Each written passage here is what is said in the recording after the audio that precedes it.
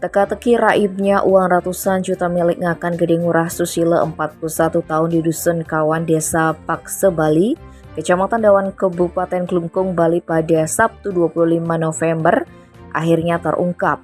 Pelaku tidak lain adalah keponakan korban yang mirisnya masih di bawah umur.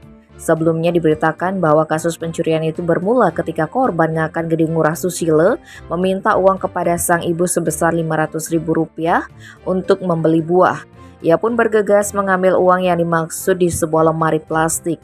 Namun ternyata saat itu lemari dalam keadaan tidak terkunci dan cantelan kunci sudah lepas. Korban pun terkejut mengetahui jika uang yang ada pada tas belanja warna biru sebesar 85 juta sudah tidak ada.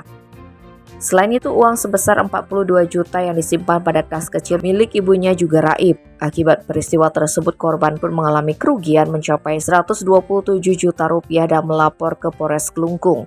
Kemudian tim juga melakukan pemetaan saksi-saksi dan mencari CCTV di seputaran TKP. Dan terlihat bahwa ada saksi yang mencurigai salah satu keluarga korban yang sebelumnya diketahui dalam keadaan menengah ke bawah tiba-tiba bisa membeli 3 unit HP sekaligus dengan harga mahal dan membeli beberapa ekor anjing dengan jenis import.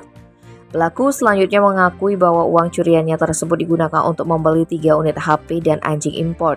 Modus operandinya adalah mengambil uang milik korban dengan mudah di dalam lemari plastik yang tidak terkunci. Dan karena pelaku masih di bawah umur, maka pihaknya akan menerapkan diversi sesuai dengan Undang-Undang Peradilan Anak. Tim Bali Express melaporkan.